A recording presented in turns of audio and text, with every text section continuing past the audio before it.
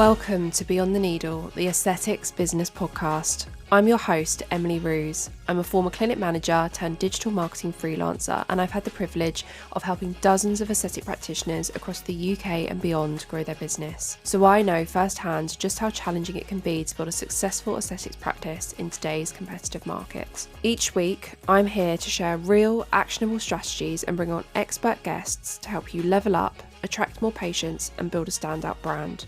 Let's turn your passion into a thriving business together.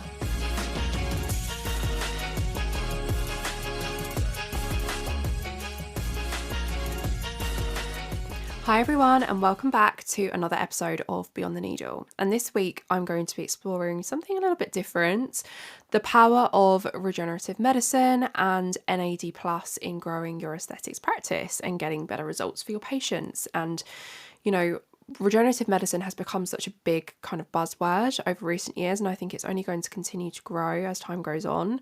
So I think it's an area well worth exploring. I think it's an area that a lot of aesthetic practitioners are becoming more interested in. So I'm really excited to be exploring this today. And let me ask you this: when it comes to managing the aging process for your patients, are you simply treating the symptoms on the surface, or are you addressing the underlying causes? The field of regenerative medicine is really quickly reshaping how we think about aging, offering innovative science-backed strategies that go far beyond traditional approaches. And today I'm thrilled to be joined by Dr. Nichola Conlon, founder of Nuchido, a company whose mission is to make affordable anti-aging strategies accessible to everybody. So Nichola is a biochemist with extensive expertise in regenerative medicine and has spent her career developing ways to not only slow down the aging process, but in some cases even reverse it. In this episode, we'll unpack the science behind why we age, what happens at a cellular level, and why evolution might actually be working against us. We'll explore the critical role of inflammation, what it means to measure biological age versus chronological age, and how external factors like lifestyle and environment can impact the aging process. Nichola will also shed light on the exciting potential of NAD+, a molecule that plays a crucial role in cellular repair and energy production, and how declining levels as we age contribute to visible and internal signs of aging. We'll talk about the challenges of making NAD+ bioavailable to the body, why traditional supplements or infusions might not always be the answer, and how Nuchido Time Plus is leading the way in this space. But we're not stopping there. This episode is packed with actionable insights for aesthetic practitioners, including how regenerative medicine can complement your current offerings, practical ways to explain the importance of addressing aging from within to your patients, how tools like biological age testing can transform the way you consult with and support your patients, and why incorporating regenerative medicine could be a game changer for your clinic's results and reputation. So whether you're already exploring regenerative medicine or just beginning to consider it as part of your practice, this episode is designed to give you a clear understanding of what's possible and why it's worth taking that step. So get ready for a really fascinating, and I learned a lot, deep dive into the future of anti-aging science. Let's get started.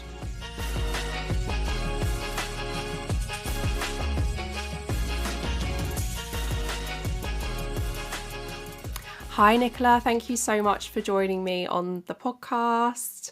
It's such an honour to have you here. Thank you. Thanks for inviting me on, Emily. No, it's my pleasure. I'm so excited to pick your brains about all things regenerative medicine, anti-aging, NAD, and of course your amazing supplement Nuchido Time Plus. But before we get into all of that, you have such an interesting background in biochemistry and regenerative medicine. Can you start by telling us a little bit about your journey and what led you to found Nuchido? Yeah, I mean, for me, the human body has always been of interest to me for as long as I could remember, since I was a child. And that's what led me kind of down the science route and the biology route. My background and my training is very much in physiology and more specifically our cell biology. So, what's going on in our cells to keep us alive, because quite frankly, just, the fact that we are here and living and able to have this conversation, everything that is happening every second of the day in our cells to make this happen is just mind-blowing. So I always found that so fascinating. And I ended up doing my PhD, but my PhD was very much in how nutrients and drugs were absorbed in the body. And this kind of led me down the path of drug development. So looking at how, we can design different drugs, how drugs are absorbed, how we make sure that when we take them orally, they actually get to where we want them to be in the body. So that was kind of my early background, and I went off and had a career in drug development where, first of all, I specialized in cancer therapies. And then I actually got moved on to a really interesting project, which was quite left field because it was a drug development project looking at drugs to slow aging, which back 10 years ago, which is around the time this was quite a new idea. It was certainly never a concept that I'd heard of, developing a drug to slow the aging process. But it was an area that I was kind of just thrown into unexpectedly. And what I learned very quickly was that aging is our biggest risk factor for pretty much every disease that drugs companies are trying to treat, that us as, biomedical scientists are trying to understand. And the idea being that if you can slow aging in our cells even just a little bit, then maybe we can have an impact on all those age-related diseases. So that is kind of how I ended up in this longevity space, which I guess we call it today. And from having a career in drug development, I then took another turn and decided to start a supplement company, which many people thought, well, that's a bit of a crazy idea. Why would you start a supplement company when you work in the drug development world? Because supplements don't work and drugs do work. But I was learning through my research and the trials that we were running that actually it's not just drugs that have a big impact on the body, but actually many natural molecules that aren't drugs and many things that are approved as supplements actually do have a real benefit if they're used correctly. Amazing. So your mission with Nuchido was, when I've read about Nuchido, it's, you kind of say that it was to make anti-aging kind of accessible and affordable to the public.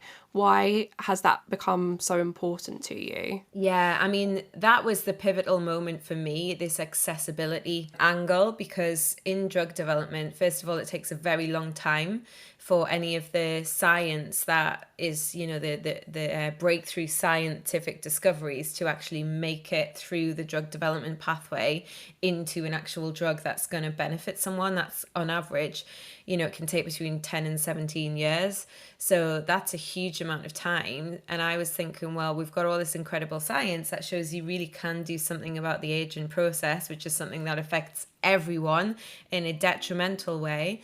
And it's all sitting there and we're not going to benefit from it for a long time. Yet there are molecules that don't have to be drugs that we know have good evidence that we can actually get to market quicker. We can get them out as supplements. We can get them out as topical products. So my mission was, okay, the drugs will come. There will be a place for those. But what can we do with these other molecules in the meantime? And get this science out to people. I always talk about democratizing the science. Science is often this thing that's kind of hidden away in the labs and in research papers and in, drug development programs. But there's so much science in there that actually is accessible, but because it's not the most profitable science, shall we say, it never gets the research it deserves and it never actually gets out to people. So that's really what I wanted to change. Why was that the route that you decided to go down? Well, it was, to be honest, it wasn't initially, but it was, what we looked at was a lot of different things that drive the aging process. We were looking at something called the hallmarks of aging, which are the 12 root things that go wrong in our cellular level to drive the aging process. And we were looking at all sorts of different ways to target those. But what became apparent was that NAD was something that had a huge effect on many different hallmarks of aging. So rather than just targeting one thing like DNA damage or inflammation, NAD actually had a kind of broad effect at positively impacting many hallmarks of aging.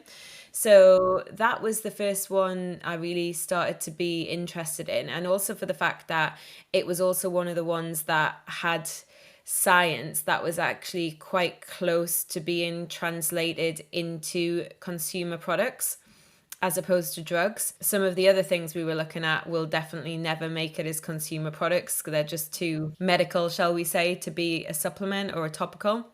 But NAD was something that there were a lot of natural molecules that could actually influence NAD in the body.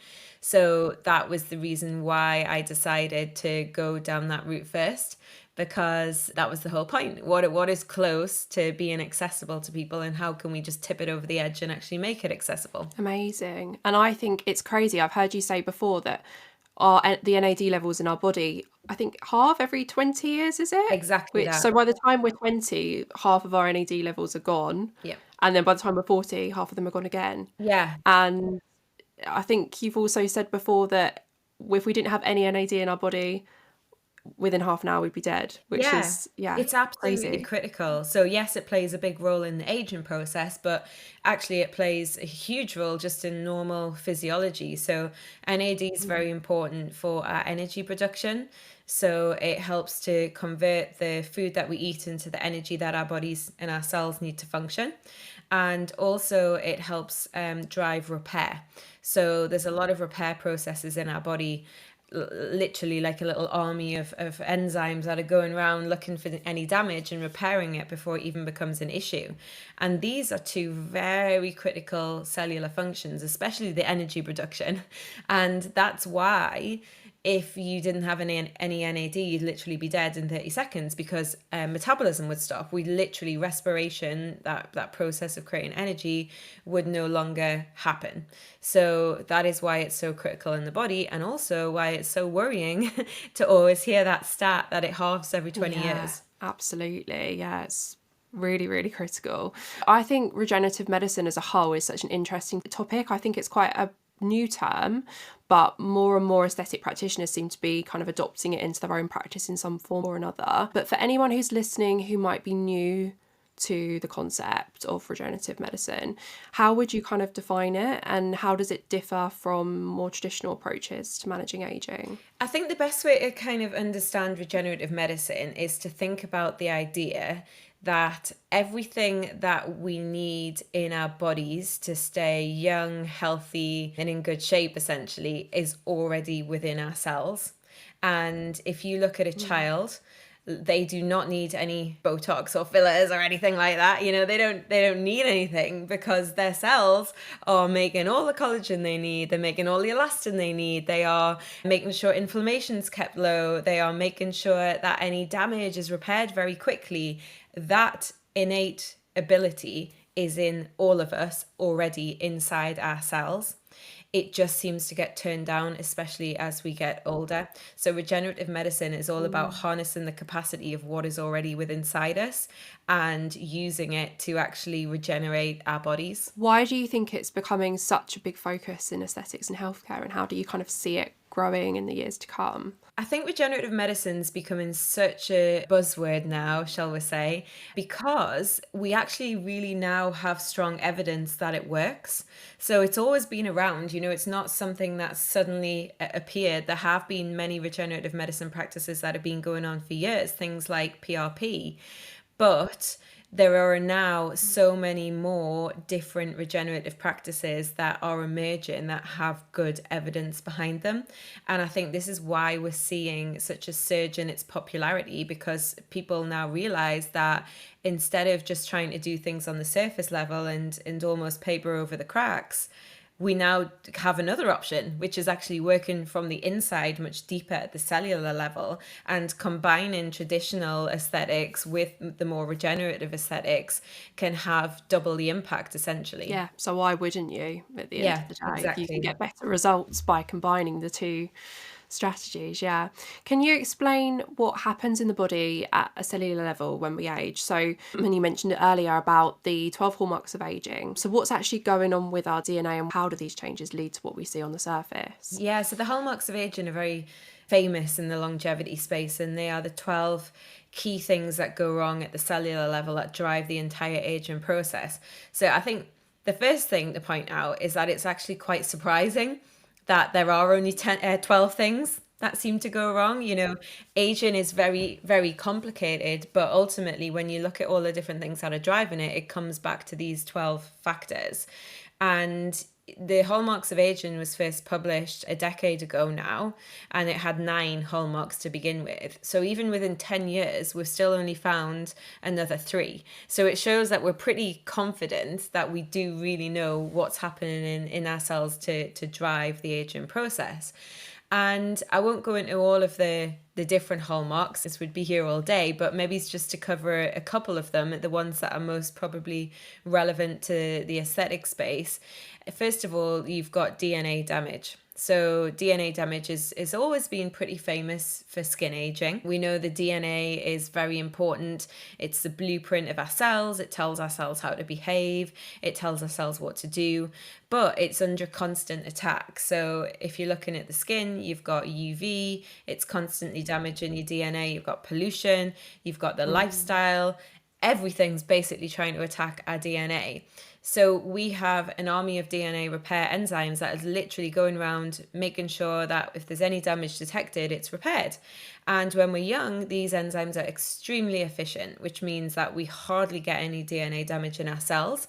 But as we get older, the ability of these enzymes to work actually gets turned down. So damage starts to accumulate. And if the DNA is damaged, it means that instruction guide of how that cell should behave is no longer working properly.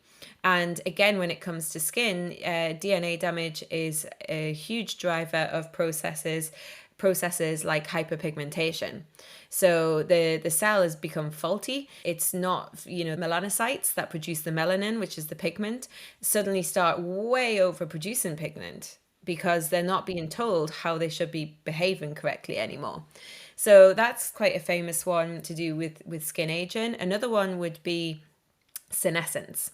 And senescence is this process whereby our cells, if they accumulate too much damage, so if those army of repair enzymes can't repair all the DNA and it can't get it back to a decent state, senescence is a process that gets switched on. And this is literally where the cell says, oh my goodness, we need to turn off this cell. It's so damaged that it could start becoming cancerous. It may become problematic.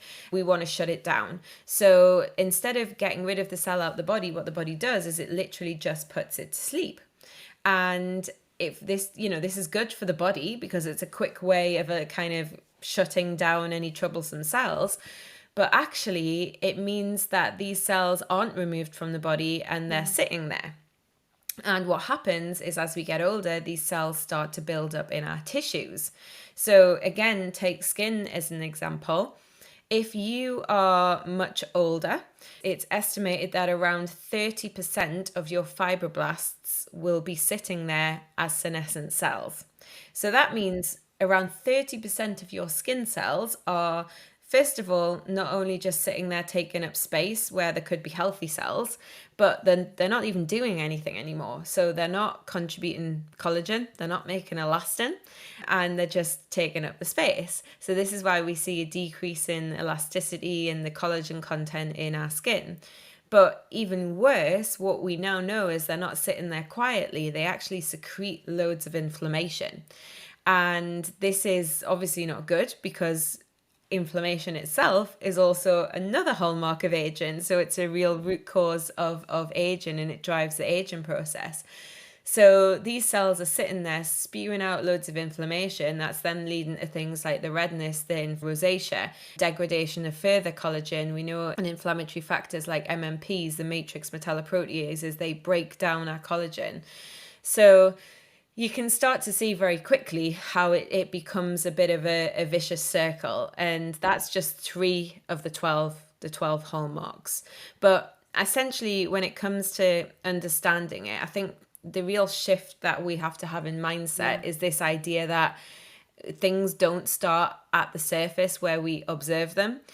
The processes that are driving what we see at the surface actually start deep within our bodies at the cellular level. And this is a real mindset shift for a lot of practitioners because we're not used to thinking about things at a cellular level. We're more thinking the surface or even a tissue level, like thinking of the skin as a tissue, thinking about the structure of our collagen, the structure of our elastin. It's even deeper than that. It's going a whole nother level below. And I think that's where we really need to start thinking differently. Yeah, absolutely. Because with a lot of treatments, you're treating the symptoms of aging, but not actually getting to the root cause of all these things that are going on that are causing the symptoms that we're Yeah. seeing on the surface. I think it's so interesting. There's so much that goes into how we age that we don't even, realize. Yeah, it's a fascinating subject, and that's why as soon as I got introduced to it, I was completely hooked because it literally influences everything. It's not just a specific part of the body. I mean, we're talking about skin, and it's really funny because whenever I explain to a lot of people what I do, they will say, if I say, oh, I work in aging, they go, oh, you work with skin. And I'm like, no, actually, that's part of it. But, it's people automatically think And aging, what you see. skin, Yeah. wrinkles. Yeah, Yeah. they don't think about everything else. Yeah, and how it's affecting, all of our Mm. organs on the inside. You've mentioned before that evolution is working against us when it comes to aging. Can you explain what you mean by that? Yeah, well, what I usually say is when, people go, but why do we age? Like, why? Why does it happen? Is it like an evolutionary thing? Is it like what's driving it? Is it programmed? And what I always say is that nothing in aging really makes sense unless you view it in the light of evolution. Okay. So, for example, let's think of those senescent cells that I've just spoken about. People will say to me, well, why does our DNA repair get turned down as we get older? Why can it not be kept switched on? Why do we get these senescent cells? Why doesn't the body get rid of them? Surely it would make sense to not let them build up. Why does this happen? There must be a reason. But the reason, and I guess the current theory about aging, is that the bodies that we have today have literally not been designed to live this long. So everything in our bodies is designed by evolution, this process of natural selection where, a mutation will happen. And if it's a beneficial trait, then it will help the species to survive. And therefore that trait will be passed down. And eventually that's how evolution works. So if you think about our human bodies that we have today, evolution has spent a very, very, very long time getting it to the point where we are. And for a very long time in human history, we have had very short lifespans, between 30 and 50. We have been hunter gatherers, living a very, very different life to what we do today. And that is how our body has evolved, okay? But now, all of a sudden, in the last couple of 100 years, we are now living double the lifespan. So we're living to like 80, most of us. Average life expectancy for a woman in the UK is 83 years old now. So this is very different from the length of life we were designed to live. And also our lifestyles are very different. So you have to imagine that everything in our cells and everything in our biology thought we were going to die essentially after childbirth. Our bodies are literally designed as a mechanism to reproduce, and then that's our job done. It didn't care about careers and everything else that we have these days. That, as far as evolution was concerned, that was what we were for. And this is why, so for example, back to the senescent cells, it made sense for our bodies to have this mechanism whereby it protected us when we were young at any cost from getting any damage in our bodies. And that meant that we could get to childbearing age and reproduce, and then our job was done. And it didn't really matter that these cells built up in our bodies because we were never going to live old enough for it ever to become a problem. So, if we were popping off around 40, 45, 50, senescence wasn't really an issue because there wasn't that many senescent cells. But now we're living till our 80s, our bodies are full of them, and that's not what was meant to happen. So when you look at it aging, it's not that it's a program thing. It's just that we are designed to live young and fast and not long and slow. That is just the way our biology is, and it's going to take a very long time for evolution to catch up to that. So in the meantime, we have to do something about it. Yeah, absolutely. Because I guess it's all well and good saying we live till we're 83 or, 80s, 90s, whatever. But are we actually living healthy lives, or are we just, Yeah. living to survive? I guess that's the big question, and that's why it's so important to be. Yeah, and that's where this whole idea of lifespan and health span comes Yeah. into play. So your lifespans, the number of years we'll live, 83 for a woman in the UK.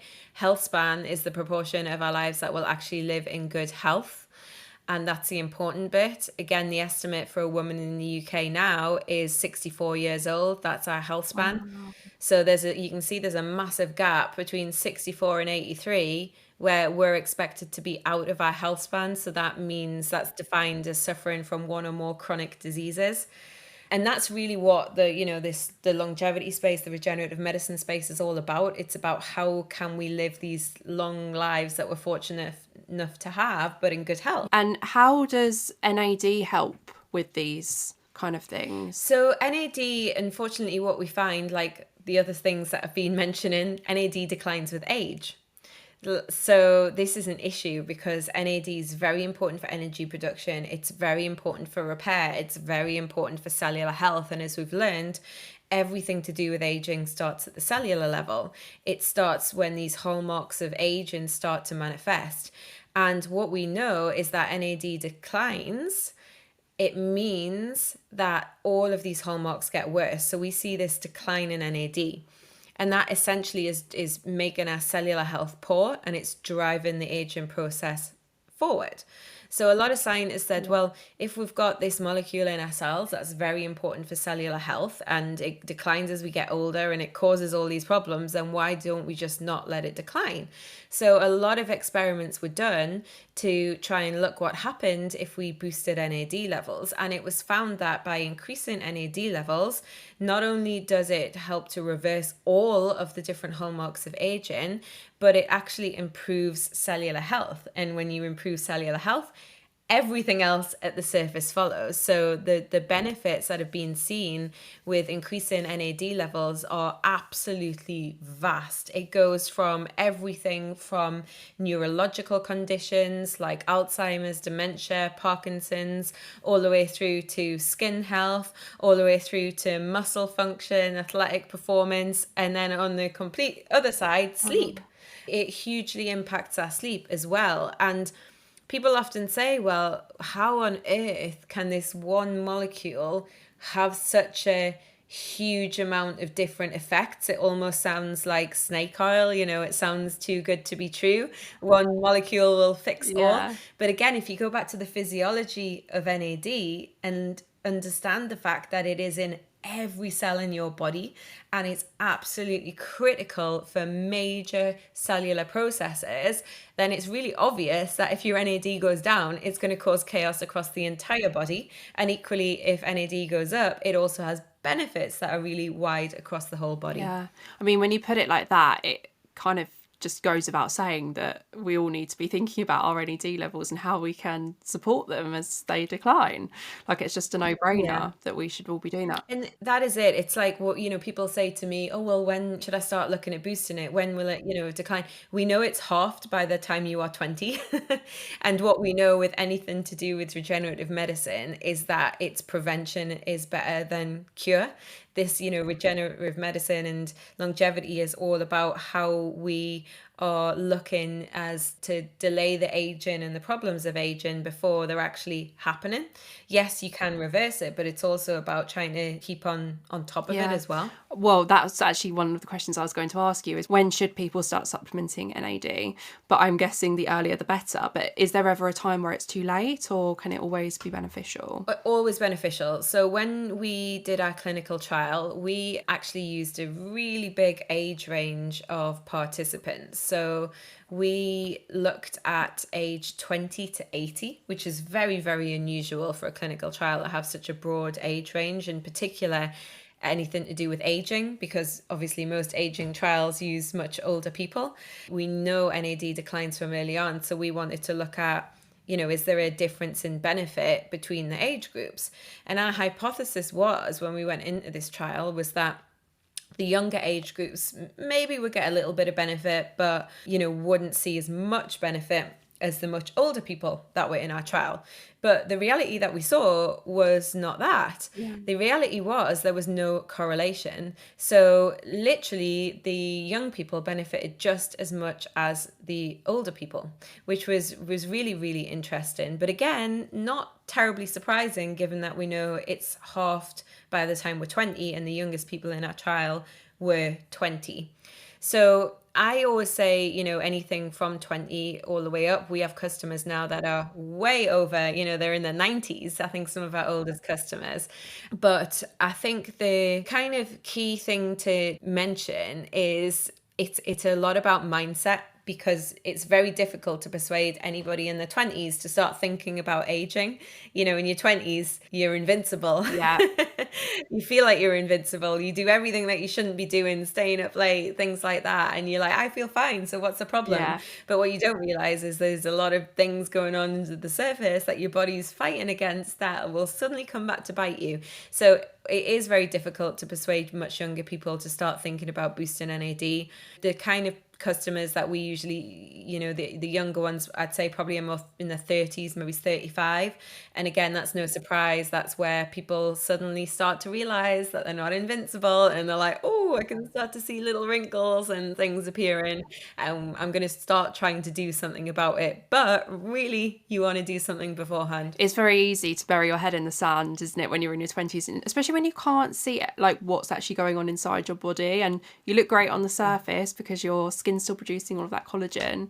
But it's like with smokers, isn't it, where they're in denial that there's anything going wrong within their body because they can't see it, they can't see the effects that's having. And as well, I think when you get to your mid-30s, you start to see those more prominent signs of aging, and that's when you really start to think about what you should be doing. But just going back to inflammation, because that is obviously such a big part of aging and disease, and it's also an area that a lot of practitioners talk about in their content quite a lot when they're talking about why people see certain signs of aging, and obviously with sun damage and things like that. So what role does inflammation have to play in the aging process, and is there anything else that people can be doing or thinking about to help slow it down? Yeah, inflammation is so important that as scientists we often call it inflammaging, because it's such a key driver of the aging process. And inflammation is a good thing in the right circumstance. So, inflammation is good if we've got a disease or we've, got an infection.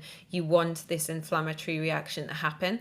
So not all inflammation is bad. The inflammation that we don't want is this chronic low-grade smoldering inflammation. So this is something that's like almost festering beneath the surface, and it means that the inflammatory process, which can be slightly damaging, is never fully turned off. And when I say damaging, it's damaging cells, it's damaging to, it's causing, even some of our inflammatory responses give off free radicals to try and fight infections. And it's great if they're fighting an infection, but not if it's giving off free radicals that, in reactive oxygen species and there's nothing there to fight. So it's very important to look at targeting inflammation. And I think a key thing to mention about inflammation is that, yes, we might have some inflammation on the skin, but it's very likely that what is driving the inflammation on the skin is not in the skin itself, it's probably in the rest of the body. So it's probably coming from senescent cells in the rest of the body. It could be coming from poor gut microbiome. We know that a gut microbiome it drives a lot of the inflammation of the rest of our bodies. So I think when it comes to inflammation, it's really about looking at whole body inflammation, and the things that you can do to reduce that are very much lifestyle factors. So they are looking at things like your diet. Are you eating a beige processed diet, which is inflammatory, sugar, things like that. So I think looking at a more holistic approach rather than just trying to treat wherever the inflammation is, you need to be looking at the rest of the body. Yeah, no, that makes total sense. And another thing that you've talked about before, and that I think we're starting to see more and more come into clinics, is biological age testing and the difference between chronological age and biological age. Can you explain the difference and why it's so important for us to be considering our biological age as well as the age that we actually are? Yeah, well, chronological age is the age we actually are, according to our birth certificate. But biological age is the rate that you are aging on the inside. So it's a much more, accurate measure or reflection of how well you are aging. It looks at measuring the age at the cellular level. And again, because we know everything starts at the cellular level, it's very important to look at the health of our cells. And this is what a biological age test measures.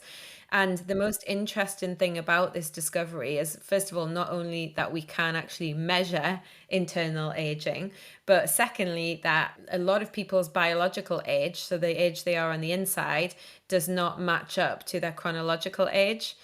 So this can be better or worse. So, somebody could be 30 and have a biological age of 40, which shows that on the inside, although they may not see it on the outside, they're actually aging at a much worse rate than they should be. On the other side, somebody could be the opposite. They could be 50, have a biological age of 40. And this obviously shows that they have great cellular health and they are typically aging slower. And I think the exciting thing about this discovery is, first of all, it showed us that aging can be measured, but secondly, it showed us and proved to us that aging is something that is not fixed. So it's not programmed, because for a long time it was thought that aging was something that was fixed. It was like, a set trajectory, which once it started, it just continued to get worse and there was no kind of going backwards. But if that was the case, then our biological and chronological age should always be identical, but they're not. So it shows us that there's something going on in our bodies, in our cells, which either speeds up the aging process or slows it down. And this means that if there's something happening, then we can do something about it, which is where a lot of this focus of regenerative medicine and longevity has come in, because we're like, okay, we do actually know what's going on in our cells now. We know about the hallmarks of aging. We know these influence biological age. So what can we do to impact them and actually reverse our biological age, which I think is really exciting, because, we're the first generation that's living in a world where we know and we have proven that age is reversible now. Yeah, absolutely. What are the risks of having a biological age that's much higher than your chronological age? Like, what does that mean for that person in the future? So remember at the start, I said that your age is your biggest risk factor for any disease. All the major diseases, cancer, heart disease, cardiovascular, dementia, frailty, all of the things that we definitely don't want. Above anything, above lifestyle, above anything else that is bad that you can do, your age or putting on years is the worst thing you can do for your health. And that's your chronological age, okay? Your biological age is a much more accurate reflection. So if you have a biological age that is higher than your chronological age, then you are at even a greater risk of all of those issues. Wow. Okay, so it's really something worth thinking about. And what kind of tools and tests are available for practitioners to help measure their patients' biological age? Are there any that you'd recommend? Well, there are a couple of different types. So there's a couple of different ways to measure biological age. One is an epigenetic test. So the way this works is it measures different patterns of genes that are switched on in your cells. So what we see is that if you took a sample of cells from a young person, they would have a pattern of genes switched on that are very focused on repair and regeneration and all the things we want to be happening. But as we get older, we get what's called epigenetic drift, and these genes start to change. So in an older person's cells, we'll see a different pattern of genes switched on, and there'll be things that are more pro-inflammatory, less repair, and you can see this shift happening. So an epigenetic test works by looking at these epigenetic gene patterns. So that is one type, which is highly credible and accurate. So people can get those as, at-home blood tests. Another type is called a glycan age test. And this works in a similar way, but it's measuring a different marker on our cells. And this measures what we call glycans. So glycans are like little sugar molecules that are on our immune cells. And again, a young person will have a pattern of glycans that is very anti-inflammatory, that's looking after our bodies. And an older person tends to have a different pattern that's much more pro-inflammatory. So again, you can look at the difference when you take a blood sample, but basically estimate the biological age. And I guess the key thing to point out with all these things, although they sound scientifically quite complicated and, they are amazing breakthroughs, the exciting bit is that they're available as consumer tests, and it's literally a finger prick blood test for both of these types of tests. So it's really exciting that this is now something that we can actually measure in our own homes. That's really amazing science that's now accessible to us. And with like the glycan age test, for example, will that tell somebody the reasons behind why their biological age is what it is, or does it just tell you your biological age and then it's down to the practitioner who's carried out the test to advise on what they should be doing next? Yeah, so it depends. So some people can just, for glycan age, I'm speaking about because this is the test I'm most familiar with. Some people, can just go and order it and they'll do it at home, and then they can have a consultation with the company, and one of their glycan specialists will then go through their results and give some indication of if it's high. Looking at the different patterns of which glycans are high, they can kind of give some hints towards, oh, it's probably lifestyle, or it may be this, or maybe you've got some sort of autoimmune condition. There's things that it can point towards, and they can help with that. For practitioners, I know that a lot of practitioners can provide this, and they will get an in-depth report themselves and then be able to use that report to help their clients to understand the results. But I think in general, the key thing to note is that your biological age is very heavily dependent on your lifestyle. So it's not something that is genetic. So it's about 20% of how well you will age is controlled by your genetics. The other 80% is your lifestyle. So 9 times out of 10, if your biological age is over what it should be, it's about looking at how you change your lifestyle. It's stress, it's sleep, it's smoking, drinking, it's a beige diet, lack of fruit and veg, bad gut. It's all of those things. So it's things that are within our control. Yeah. And I'm guessing as well, by providing things like biological testing, it's much easier to convince patients as to the benefits of NAD as well, because I think it's with supplements, some people can be a little bit dubious, but if they can see actually they're aging really badly on the inside and how things like, supplementing NAD can help reverse that, it's much easier to convince people why they should be doing it. Yeah, I think there's no bigger incentive to somebody to do something than getting a biological age back that is way above what they were expecting, when they're like, hang on, I can't believe that, I don't know, say someone's 40 and it's come back at like 55 and they're like, I can't believe this. Then they're like, right, what do I do? And then the main thing is that you can then track it. So you can change something and then you can measure it again and see that it's actually having an impact. Because I think that's a really hard thing when it comes to more regenerative practices, is that they are not instant fixes. They're not an instant, gratification thing where, traditionally, if we're looking at aging and we're looking at things like fillers, where you can literally see immediately that something's changed and you look better. Whereas, something more regenerative, something like NAD, where it's got to work from the inside, it's going to take a little bit of time to have the impact on the outside, but you can measure it. And certainly when we did our clinical trial, we actually measured the biological age of all the participants, and we found that in just 28 days, on average, we had a reversal of 1.26 years in age of the participants. So again, we know that NAD does actually reverse biological age. It does fix your cells on the inside to have such an effect that it actually starts reversing the level of aging across the body. Wow, amazing. Yeah, it just goes to show how important it is. And are there any kind of surprising factors that people often overlook when it comes to accelerating aging and the things that they're doing that are having an impact on the inside? Sleep.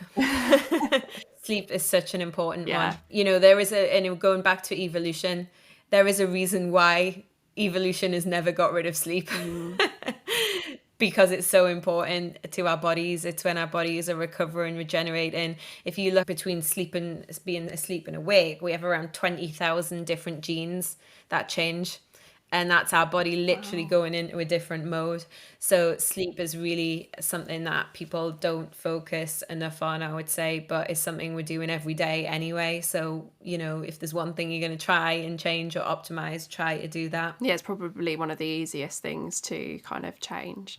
Are there any... I mean, yeah, you'd say it was the easiest, but I mean, having busy lives and children, and it is hard in the lives that we live. But if there's one thing that you're going to be doing every day anyway, even if you can just try and improve it a little bit, try to improve like your sleep wake time. So go to bed at the same time, try and get up at the same time. That makes a big difference. Look at tracking your sleep, so then you can really see what things make a difference. I know for me personally, and a lot of people, if I eat close to bedtime, my sleep's ruined. If I drink alcohol, even like a single glass of wine, completely impacts the quality of sleep that I have. So for me to be able to track that and see it, it's like, okay, this it's just not worth it. It's just not worth Yeah. it. Are there any stats or any data that demonstrate the impact that not getting enough sleep can have on your biological age? Ooh, that's a good one. I'm not sure if there's actually been a study on that. I know in terms of biological age, there's been studies certainly on things like diet. That's a big one, and on stress levels, things like that. But I don't know if there's actually been one specifically on sleep. Certainly not one that I've seen yet. Yeah, it probably will come at some point soon. Okay, and you've mentioned before that aging, and you mentioned it actually a moment ago, that aging can not only be slowed down, but also it can be reversed. So what kind of evidence is there behind this, and what strategies are most effective? Obviously, taking and supplementing NAD is one of them. I think it's looking at how our bodies are designed to operate. So again, because we're focused a lot in this episode about evolution, I want to go back to that little bit of the evolution story. So again, just thinking like, for example, we in our lives now are told that we must get up and have breakfast, then we've got to have a snack because we can't possibly survive until lunchtime, and then eat again, and then so we're constantly eating. Again, our bodies aren't designed for this. Our bodies were designed to have maybe one meal a day, and have to go through periods of time where we didn't know when our next meal was coming from, and also be pretty active during that time, not sat at a desk all day. So our bodies have become very comfortable. And what that means is that a lot of the repair processes in our cells that are there, all this innate ability to regenerate, is sitting there waiting to be activated and is never switched on. So things like fasting, high intensity exercise, those things actually reflect a bit more of what we were designed to do or to be like or to live like. So take, for example, if you are fasting, what happens in your cells is that the cells detect that there's an energy stress. So the cells are like, oh, we don't have any new nutrients coming in, and we haven't got any energy. So we need to make sure this body survives. So we have to kickstart repair, we have to kickstart recycling, we have to make sure that these cells are kept in the best shape that they possibly can so we can survive to get through another day to maybe reproduce and pass on our genes. So that's what would have usually happened, and the repair processes would get switched on. But today we're sitting there and we're eating every 2 hours and we're not really using any energy, and our cells are sitting there going, oh, this is great. Like, why do we need to switch on repair? Why do we need to switch on recycling? And it just doesn't get activated. So some of the lifestyle practices, I always say you can't out supplement a bad lifestyle or a bad diet. So get those things in shape, do a bit of fasting. And doesn't have to be crazy fasting. It's just for women, you're looking at between 12 to 14 hours without eating. So this can literally be like having your evening meal earlier and having your breakfast later. For men, you're looking more like 14 to 16 hours.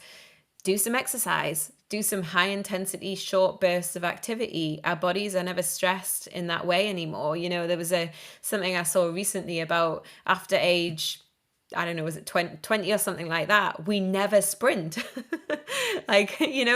or we never exert, like again, and that's just crazy. So I think lifestyle, diet, it's been demonstrated in that clinical trial looking at diet and biological age that if you have a diet that has around 30 different plants a week in it, so like a wide variety, then you are going to be getting a much lower biological age because you have a good variety, which means a good gut bacteria. It means you're getting all of the different flavonoids and phytonutrients that are in foods that are also promoting cellular health.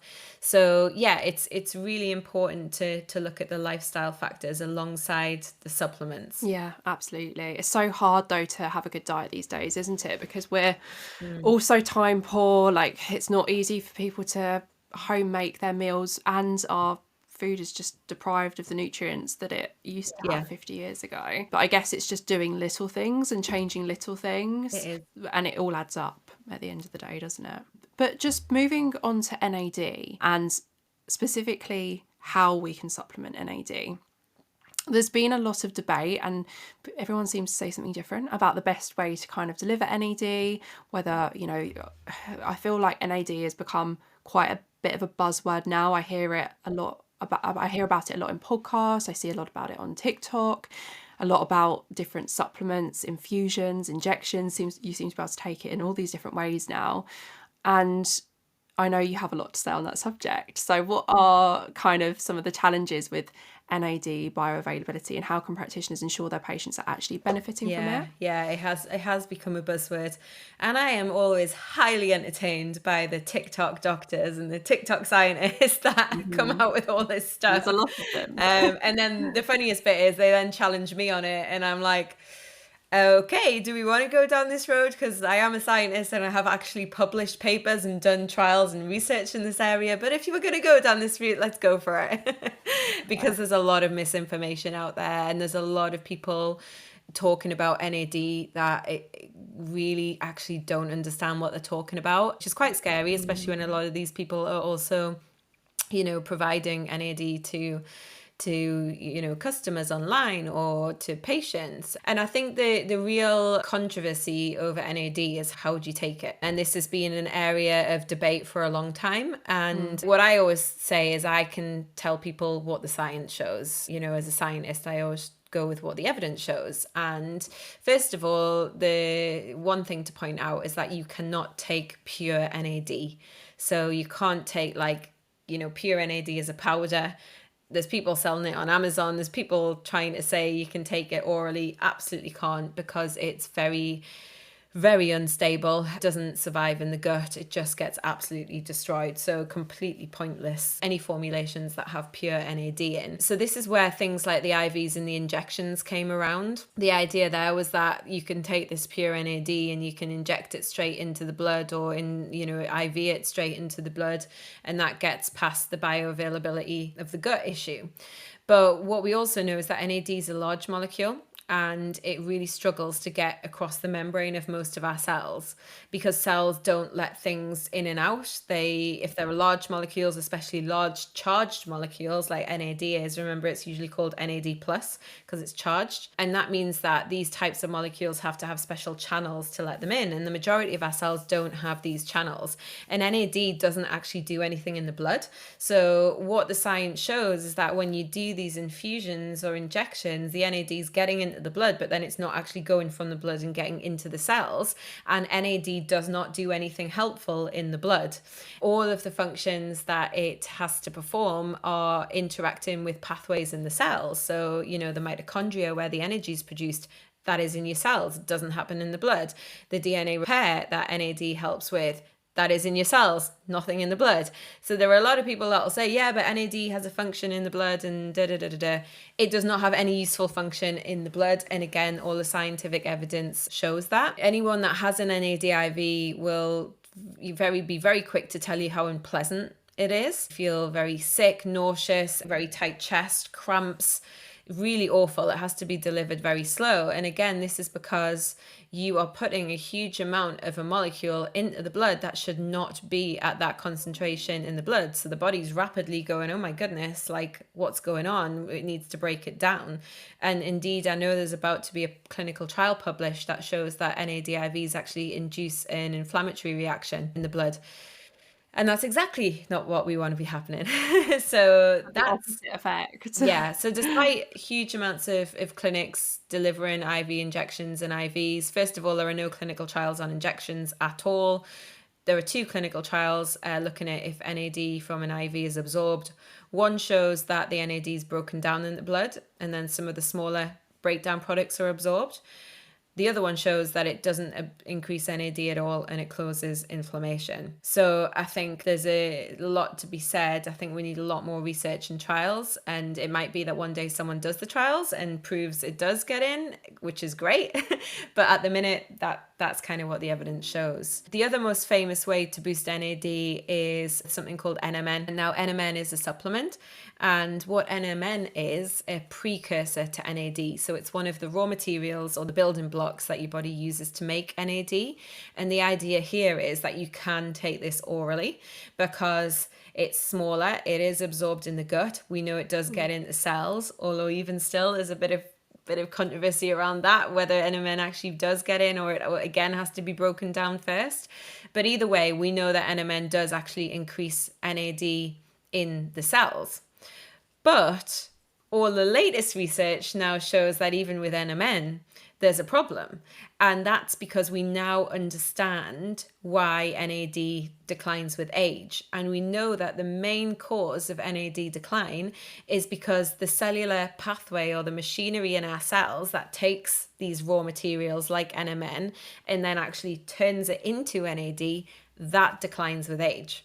So taking NMN now is considered like, going into a factory and seeing that all the machines are broken and then saying, well, let's ignore this root cause of the problem and let's just order more raw material and hope we get more NAD out the end. It's not going to happen. You've got to fix the machines. And we see a lot of people getting further issues when they're taking big doses of NMN because it's literally building up in the cells and the cell can't actually turn it into NAD, which causes some other problems. So when we were looking at NAD, we were like, right, let's just take a step back here. Let's look at what the latest science shows. We know it's a production problem. We know that just giving raw material is not going to fix this issue. So how can we design a supplement that actually fixes the root cause of the problem? So our supplement's completely different. It doesn't contain NAD. It doesn't contain NMN. It's got ingredients in there that actually switch back on your body's natural NAD production. Because what most people don't realize is that your body makes all the NAD it needs. It doesn't get any NAD from the diet. It literally has a enzyme in it that makes all the NAD. And this just goes down as we get older. So what we need to do is just turn the production back on. So that's what we do that's how our product works. And that's what we've proven in our human clinical trial. We've proven that it works in this way. So essentially, Nuchido Time Plus just boosts this enzyme that produces NAD rather than supplementing the body with NAD that it can't actually absorb and utilize. Yeah. Exactly that. So it's a combination of natural ingredients that actually stimulate this enzyme to be switched back on. So this enzyme is naturally found in all of our cells when we're young. It's working really well to make and recycle NAD, but it just seems to disappear from our cells as we get older. So what our product does is it literally increases levels of this enzyme so your body starts making its own NAD again. And I'm assuming that any other way of taking NAD, like with the infusions and the at-home injections that you can get now and all the other supplements, it's just a waste of time and money. It's not actually doing anything. Yeah, I mean, again, the evidence isn't there. So, people will say, oh, but I feel better, or, with NMN, or we know it does boost NAD a bit. But the key thing here is that if something has declined in the body, there's usually a reason why it's declined. And the best way to sort that problem is fix the issue. And none of these other practices, whether the NAD gets in or not, actually fix the root cause of the issue. So that, as I say, it's all this regenerative medicine is all about how our body already has very good processes for dealing with things. So you just kind of want to take the body back to how it was operating when it was younger, rather than ignoring the issues, trying to supplement with something to, top up levels, shall we say. And then, like we see with NMN, that then starts to cause other issues, and people end up having to take other supplements or other medications to try and fix the issue that's causing, because you're causing the buildup of it in the cell. So it kind of just doesn't make sense. The real sense is just fix the issue. Yeah, absolutely. No, that totally makes sense. And for aesthetic practitioners who are kind of at the moment primarily focused on surface level treatments like your injectables or maybe your RF microneedling, that kind of thing, Why do you think incorporating regenerative medicine or, like NAD or Nuchido time plus supplementation could be a valuable addition to their clinic and their practice? Yeah, this is a great question, and so important to highlight that a lot of the practices that are happening in aesthetic clinics, especially things like the microneedling, the lasers, anything that's a bit invasive where it's causing a bit of trauma or damage to the skin. Obviously, that's the way they are designed to work. They are inflicting a bit of damage with the idea that they will stimulate the body's repair systems to become switched on, to start producing new collagen and start, essentially turning over the cells. Now, that's all well and good, but if your cells themselves are not in good health, then you are trying to switch on repair processes in cells that do not have the capacity to actually repair.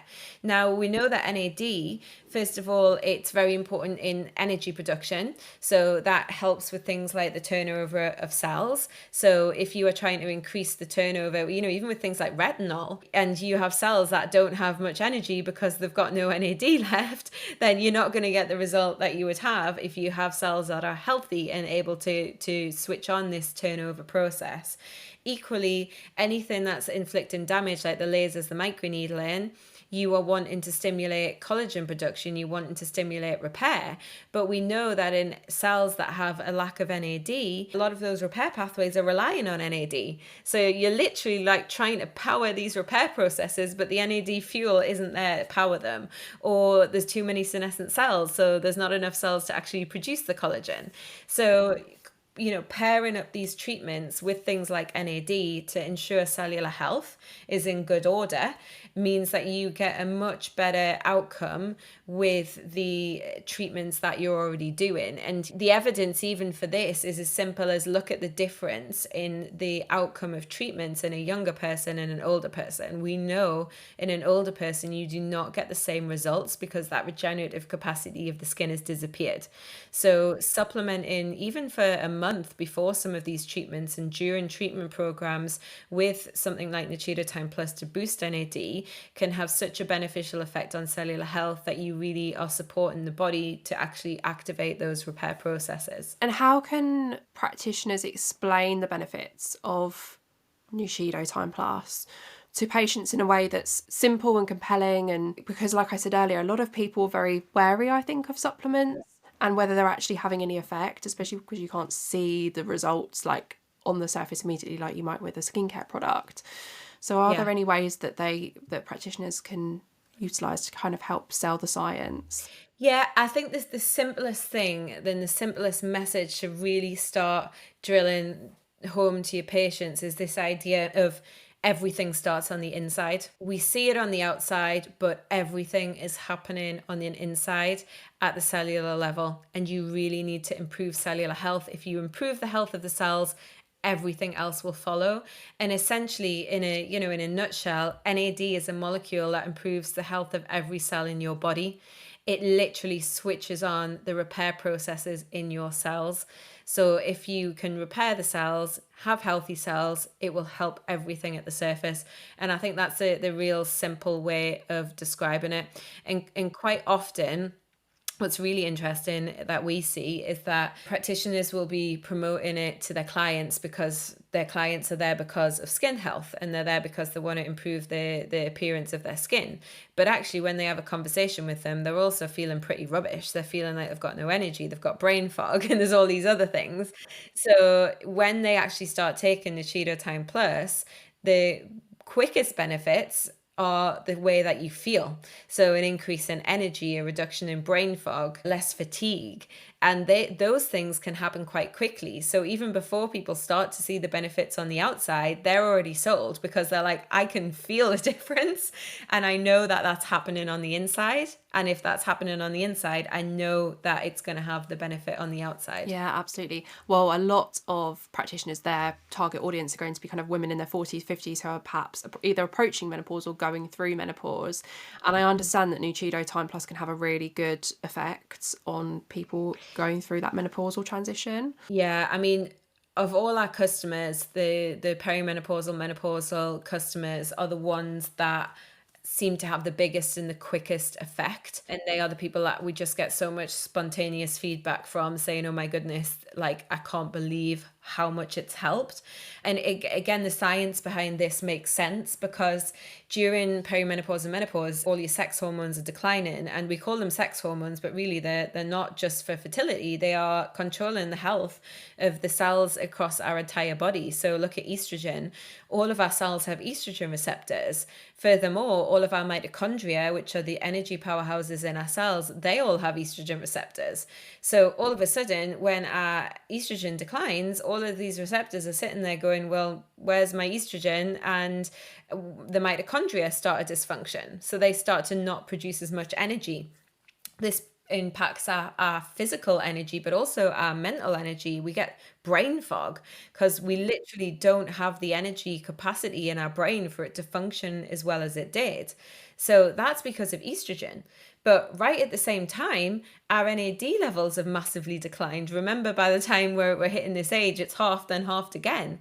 And that is also impacting energy production. So whilst NAD declines in men and women, in women, we've got like a double whammy of two things massively impacting our energy and our brains. So even if you can fix one half of the problem by topping up your NAD, it does have a major impact. So that's why we see a huge benefit, especially with brain fog and energy in that client or that customer group. Yeah, so interesting. As we start to kind of close down the episode, I wanted to ask, where do you see kind of the relationship between aesthetics and regenerative medicine evolving over the next kind of 5 to 10 years? And are there any kind of advancements that you're kind of excited about or that you're seeing coming to the surface? That's a great question. I'm so excited about this space and what's going to happen. So a couple of years ago, I turned up at my very first aesthetics conference. Never even stepped into an aesthetics clinic in my life, never mind an aesthetics conference. And I was going around like talking to everyone saying, oh, but what about NAD and cellular health and, you know, looking at things from the inside. And honestly, no one wanted to know. Like no one, there were a handful of people who I still laugh with to this day that actually were interested. Everyone else was like, why would you care? This is a load of rubbish. Why would we want to look at the cellular level? No interest. Now to see how that has evolved over just the 3 years that I have been in this space has been nothing short of amazing, because now everyone is focusing on cellular health, regenerative health.